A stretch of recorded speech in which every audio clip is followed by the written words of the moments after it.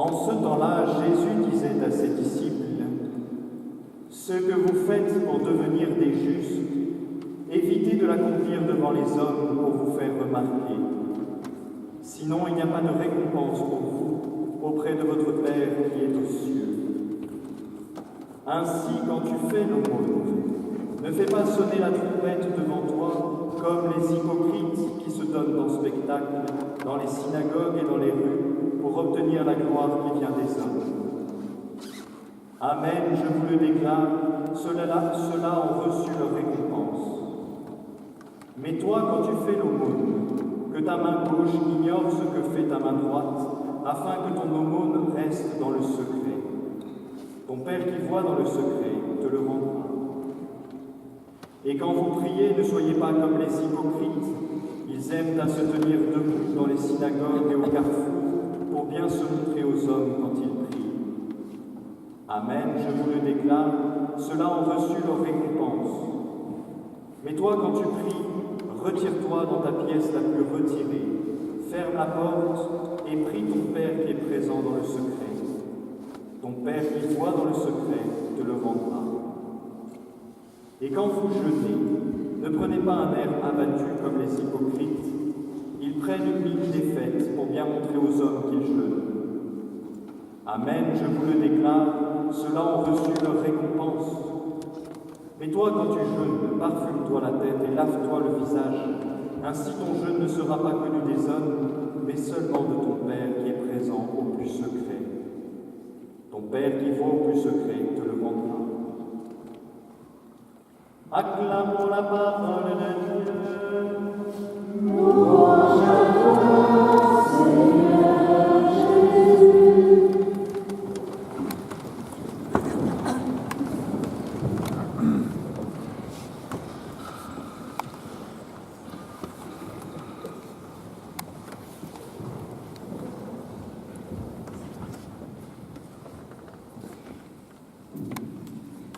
Vous savez qu'on rentre aujourd'hui par cette célébration, par cette journée du mercredi décembre, nous rentrons dans notre grand temps du carême. Faites pas la tête. Et on dit souvent des têtes de carême. C'est ça souvent, non? Je voudrais vous proposer, vous voyez, je me permets de plaisanter un petit peu là-dessus parce que je pense qu'il faut avoir un peu d'humour sur ce genre de réaction qu'on a bien souvent. Je voudrais vous proposer qu'au contraire, cette année, nous vivions plutôt un carême de la joie, plutôt qu'une tête de carême. Et c'est pas simplement mon idée à moi, hein. C'est pas moi qui me dit tout d'un coup, tiens, on pourrait faire ça, c'est nouveau, ça va marcher. Hein. Mais parce que je pense que dans le fondement même du carême, il y a quelque chose d'extraordinairement beau et forcément joyeux. Ce qui est sérieux n'est pas triste, hein, forcément, hein, en fait. Hein. On peut vivre des choses très profondes, très grandes, mais tout en étant dans une joie profonde. Et donc, notre carême, qui est un moment extraordinaire, exceptionnel dans notre année, doit être un moment de joie. Et on va essayer de voir pourquoi, on va essayer d'approfondir pour bien le commencer. Premier effort de carême, sourire. C'est déjà pas mal, non? Pour certains, ça va être dur. Hein? Allez, on va essayer, quoi. Mais carême de la joie, carême du sourire. C'est beau qu'on puisse vivre ça et qu'on puisse le vivre tous ensemble de cette manière. Alors pourquoi, je me suis imaginé un peu, pourquoi est-ce qu'on a souvent cette idée du carême, cette vision un peu triste de nos visages quand on est en carême? Souvent parce qu'à mon avis, on se trompe un petit peu sur l'objectif, le but, le pourquoi le carême. Vous êtes venus parce que vous avez l'habitude, parce qu'on vous a invité à venir, en disant c'est mercredi décembre, c'est un jour important, c'est le premier jour, c'est vrai qu'on le sait, hein, que dans tout premier mouvement, la première chose que l'on fait est essentielle, donc vous avez bien fait de venir, mais souvent, lorsqu'on pense à carême, on le résume comment? Effort, sacrifice, difficile, privation. C'est terminable, et il y en a plein d'autres. C'est pas faux, hein, attention. Là, ils sont en train de se dire, ah yes, on va pas être obligé. Non. Mais est-ce que c'est ça l'objectif? Ça, c'est des moyens, ça. Hein. Par contre, si on n'a pas l'objectif, ça sert à rien d'utiliser des moyens. Et vous voyez, souvent, je crois qu'on rentre en carême, ça a peut-être été votre cas aujourd'hui, peut-être que comme beaucoup de personnes, vous dites, bon, aujourd'hui c'est la porte d'entrée, mais le vrai début du carême c'est dimanche prochain, donc j'ai encore 2-3 jours pour me récupérer tranquillou, et dimanche, on y va un bon coup. Et généralement on réagit comme ça, vous voyez, en se fixant des espèces de règles du carême, en se disant, c'est le carême, donc j'arrête de manger du Nutella. Les enfants, ça, c'est ça. J'arrête d'aller au McDo. J'arrête de faire ci, j'arrête de faire ça, j'arrête de manger, Et selon les tempéraments, selon là où on est, selon d'où on vient, on met plus ou moins la barre haute. Avec plus ou moins de rigidité. C'est pas ça, non, souvent? C'est pour ça que vous faites cette tête-là, je comprends. Je vous dis, alors, à partir de maintenant et pendant 46 jours, rien. Il y a un enfant qui m'a dit ça ce matin à la messe des millions. Je sais quoi, quand même, il a dit, tout ce qu'on faisait, on arrête de le faire. Ouais, ça c'est dur, ça, pour le coup, hein, mais c'est pas ça, le carême en réalité. Et même si on vit notre carême de cette manière-là, non seulement ça ne servira à rien du tout, donc on perd le temps, mais pire que ça, il va y avoir 2 dangers. Le premier danger, après, c'est de fixer toutes ces règles, tous les trucs qu'on va enlever, très durs, très tenus par nous-mêmes et notre volonté. Première chose, première catégorie, ceux qui ne vont pas y arriver. Vous savez, ceux qui, à la mi-carême, ils se disent « Ah, j'avais essayé, mais j'ai rien réussi. Je m'étais dit que je ne ferais pas ci, pas ça, j'ai rien réussi. » Et là, c'est la catastrophe. Parce que là, on s'en veut, on est triste, on est malheureux, un peu, on a l'impression d'être un moins que rien. Ah, j'aurais voulu faire ça, mais je ne l'ai pas fait. Première catégorie. Deuxième catégorie, elle est encore pire, vous allez voir. C'est ceux qui y arrivent. C'est ceux qui se sont dit, je vais pas faire ça, je vais pas faire ça, je vais pas faire ça. Et à la fin du carême, ils disent, hey, j'ai réussi, je suis meilleur, je suis super fort. T'as vu ton carême, toi? Pas cool ton carême. Moi, j'ai fait un très beau carême. En fait, c'est de l'orgueil, ça. En fait, je me regarde moi. En fait, je suis fort de mes propres qualités, de mes propres forces. C'est pas ça le carême. Alors, donc il faut qu'on parte bien sur les mêmes bases. 1, la joie. Amen. Deuxièmement, l'objectif du carême, c'est d'aimer Jésus. On est d'accord avec ça ou pas? Ouais, ça va? Moi je pense que tous ici, on a envie d'aimer Jésus, sinon on ne serait pas là. Oui ou non? On est d'accord, hein? On a tous envie d'aimer Jésus. Mais, malheureusement, depuis le péché originel, il y a dans notre cœur un certain nombre de choses qui nous empêchent de l'aimer pleinement, on va dire, complètement. Il y a des obstacles à l'amour de Dieu dans mon cœur, qui fait que Dieu, j'ai beau l'aimer, mais il y a plein de moments où en fait je l'aime pas tant que ça, où je l'aime moins que le Nutella. Non. Mais que d'autres choses, mais qui sont importantes finalement, à cause de mon cœur, il y a des choses, je suis attaché à ces choses-là, et plus qu'à Jésus. Ou peut-être autant qu'à Jésus. Et c'est là qu'il y a un problème. Quand j'aime, je ne dis pas je t'aime, mais je t'aime autant que. Je t'aime, mais je préfère l'autre quand même. Je t'aime, mais t'es pas si important. Je préfère prendre du temps pour d'autres choses, pour d'autres personnes. Là, pendant le carême, l'objectif, c'est de dire non seulement à Jésus, je t'aime, mais je veux que tu sois central, premier dans mon existence. C'est ça le carême, hein? On est d'accord? Ça va? Si on a cet objectif-là, d'abord, quand on dit ça, c'est pas triste, non? Parce qu'il y en a qui disent « Je t'aime, Jésus. Je voudrais que tu sois plus au centre de ma vie, quand même. » Non, je t'aime, Jésus. C'est beau, c'est grand, c'est beau. On a ce désir-là, on est là pour ça. Hein? Et ce désir, il est merveilleux. On devrait être fiers de ça. C'est pour ça que c'est un moment qui est exceptionnel. Parce qu'on va renouveler l'amour qu'on a pour lui. Ça n'a pas de prix, ça. C'est pour ça qu'il faut qu'on soit droit, qu'on soit fier. Le Seigneur nous le dit d'ailleurs, hein. Vous avez entendu dans les paroles qu'il nous a données, il nous dit, si tu fais des choses pour te faire remarquer, quel sens ça a? Si on a des têtes de carême, oh, lui il fait le carême, lui, non? Lui la tête qu'il a. Non, on est joyeux parce que, justement, Jésus est au cœur de notre vie. Et oui, il y a des choses qui m'en empêchent, mais comme j'ai ce temps qui m'est donné pour essayer de les enlever un petit peu délicatement, Dieu est encore plus présent, donc je suis heureux. Alors pour arriver à aimer plus Jésus, pour le mettre plus au centre, si on est attaché à des choses, ça veut dire qu'il va falloir nous détacher. Et là, c'est vrai, hein, on sait tous, on a tous expérimenté, se détacher, c'est toujours un petit peu difficile pour nous. Forcément, on dit, lâche, non, je t'en prie. On est forcément lié, on n'a pas envie de lâcher. Donc c'est un petit peu difficile pour nous. Et je vous propose, vous voyez, qu'on suive les paroles de Jésus qui nous a données, qu'on connaît bien, hein, puisqu'on les entend tous les mercredis décembre, chaque année, hein, de ces trois outils, on va pouvoir dire, hein, que le Seigneur nous donne dans sa parole.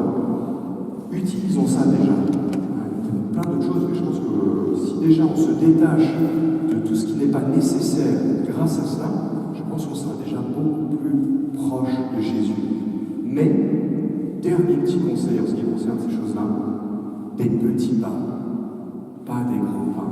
Parce que vous voyez souvent, moi j'ai vu des gens qui au début du carême, quand on est prêtre, c'est assez étonnant, rigolo, des gens qui viennent nous voir en disant « Oh, mon père, c'est le carême, qu'est-ce que je dois faire ?» Tiens, je suis pas sûr de lui donner un gage. Je sais pas, donc faire 3 fois le tour de l'église à cloche-pied. C'est un peu étonnant, parce que c'est adapté à vous. Moi, je ne sais pas exactement de quoi on est attaché. Puis il y a d'autres personnes, au début du carême, ils se fixent des objectifs inatteignables, des trucs qu'ils n'ont jamais fait, et donc qu'ils ne feront jamais, en fait. Vous êtes d'accord? Si par exemple, je donne un exemple, si vous dites, tiens, je ne prie pas assez, allez, à partir de demain, je vais prier 1 heure par jour dans l'église, dans le froid, tout seul, dans le noir. C'est haut ça, hein? Mais je ne vais pas y arriver, je vais tenir quoi? 2 jours, 3 jours, et 1 semaine pour les plus forts, et je vais laisser tomber. Et je serai malheureux. Ça ne sert à rien de voir des choses trop hautes. Il faut faire des petits pas dans la vie avec Dieu.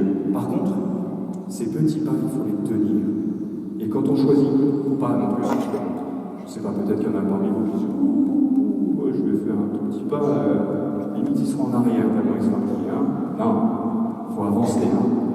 Mais quelque chose de simple que je peux réaliser, qui va me coûter un petit peu, mais que je peux réaliser et que je peux tenir pendant 46 jours. Parce qu'il faut tenir dans la distance pour vraiment bien se détacher.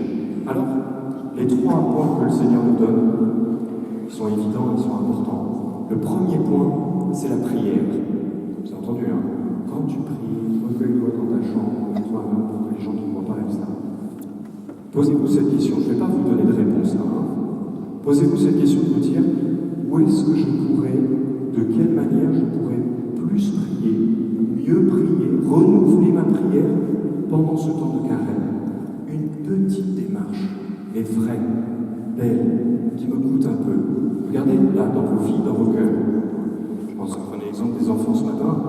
Si par exemple, le soir, je me couche et j'oublie de dire au revoir à Jésus, ah tiens, pendant ce carême, je vais prendre un petit temps, pas tout de suite 1 heure, un petit temps pour dire bonsoir à Jésus.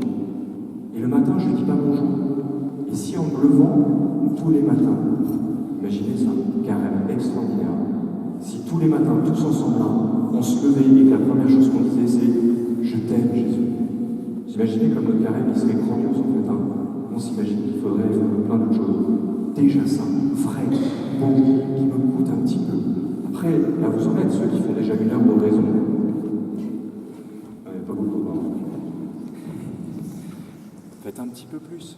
Pas forcément en temps, peut-être en renouvellement. Vous voyez, quelque chose qui puisse se dire, je suis dans un temps particulier. J'ai envie d'aimer plus Jésus. Et la prière qui est ce lien avec lui, je vais le renouveler. Je vais pouvoir le mettre plus en valeur dans ma vie. Ensuite, il y a l'aumône. C'est ce terme, hein, parce qu'effectivement, une des choses sur lesquelles on est attaché, c'est tous nos biens. Ce n'est pas que financier, c'est financier aussi.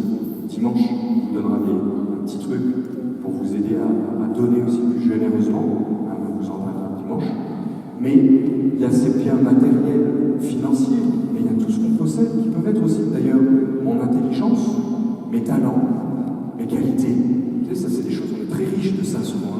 Et si on faisait l'aumône de tout ça, c'est-à-dire que si on le partageait, si on le donnait, alors financièrement, ok, mais peut-être aussi même dans l'ordre de notre intelligence, de notre qualité, de nos talents, au lieu de se dire dire simplement, moi, je suis quelqu'un de bien, je fais des bonnes choses, je sais faire ça, je sais faire, mais je ne regarde que pour moi. Et si pendant le carême, on le mettait au service des autres, c'est beau ça, non? Petit, n'imaginez pas tout de suite de faire des immenses choses, de passer toute votre journée, du matin au soir au presbytère, pour venir nous donner un coup de main. Vous êtes toujours les bien accueillis, hein, mais... ou à l'église dans le ménage, par exemple. Voilà. Non, mais des petites choses, de mes talents, où je peux dire, tiens, je ne vais pas le garder, et je vais le donner à l'église, à mon voisin, à ma femme, à mon mari, à mon enfant, à mon père. Ça serait merveilleux qu'on puisse partager les talents intérieurs que l'on a. Partage. Prière, aumône, jeûne. On n'aime pas beaucoup celui-là. Parce qu'on est un peu attaché peut-être. Le fait de se priver de choses, mais combien ça nous rend libres. Là aussi, soyez intelligents, soyez pas fous, hein. Ne vous dites pas, ah, on a entendu, donc je mange plus jamais. Ah, ça va être dur, ça ne va pas y arriver ça. Hein. Par contre, si je fais un petit quelque chose, je me souviens, vous savez, ça m'avait marqué dans une retraite, un prêtre, c'était le prédicateur. Le prêtre, il nous avait dit, j'aime beaucoup le café, et j'aime beaucoup le sucre dans le café. Et il dit, ben moi, je fais un petit effort toute l'année, c'est pas que ça que pour le carême, ben, toute l'année, le vendredi, pour penser à Jésus, je ne mets pas de sucre dans mon café. Il y en a qui me regardent et qui disent, c'est tout, c'est ridicule. Ben, c'est pas si ridicule que ça en fait, hein, parce qu'il le fait tous les vendredis. Il est fidèle, il donne quelque chose à Jésus. C'est un petit quelque chose, c'est vrai. Peut-être que ça nous paraît ridicule, mais je crois que c'est moins ridicule de donner des petites choses tout le temps que donner des choses immenses mais qu'on ne tient pas. Ben voyez, chacun d'entre nous, on pourrait faire un petit quelque chose comme ça, mais qui a du sens, pas simplement pour se priver bêtement, mais en l'offrant à Jésus à chaque fois. Seigneur, je te donne ce morceau de sucre. Je disais aux enfants ce matin, un bonbon, ça fait pas de mal un bonbon. Mais si on se disait chaque jour, Jésus, ce bonbon qui a l'air vraiment super bon, je te le donne, et je le mange pas. C'est un petit cadeau, c'est un petit quelque chose. Pour te montrer, Jésus, tu vois que tu es plus important que ce bonbon, que ce sucre, que cette nourriture, que tu es le centre de ma vie. Vous voyez, des petites choses qui vont nous le rappeler pendant tout le carême. Vous voyez, je ne vous donne rien d'extraordinaire. Hein. Je ne vous dis pas les trucs que vous allez partir en disant « Oh, y arriver ». Non, des choses simples, belles, et qu'on peut réaliser et qui nous coûtent un tout petit peu. Dernier point, si vous me permettez, si vous n'avez pas le choix. Vous allez voir que juste après l'homélie, on va avoir l'imposition des cendres. Vous savez bien que vous êtes là pour cette imposition des cendres. Vivons-le aussi d'une belle manière, cette imposition des cendres. Hein. Pas en nous cachant de ces cendres. Ah, qu'est-ce qu'il m'a mis sur le front celui-là? Mais en se disant, c'est la marque du Christ sur moi. Ouais, c'est un peu sale, c'est un peu noir, c'est un peu bizarre peut-être, hein. Mais c'est la marque du Christ sur moi. On commence nos carêmes en disant au Christ, Seigneur, viens me marquer, viens habiter en moi, viens être présent au cœur de mon existence, justement parce que je t'aime, parce que je me délaisse